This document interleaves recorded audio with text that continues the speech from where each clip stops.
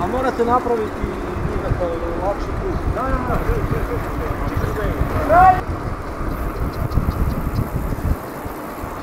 Znak da imaš ovo nešto.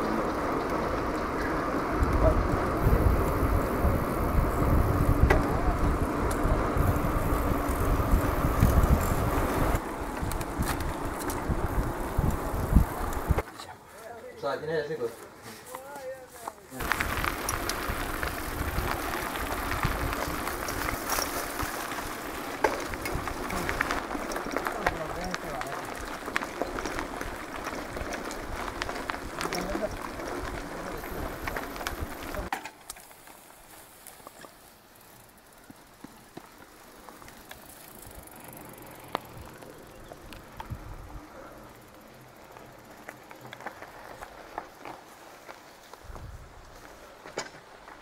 Evo ide, jel Adane?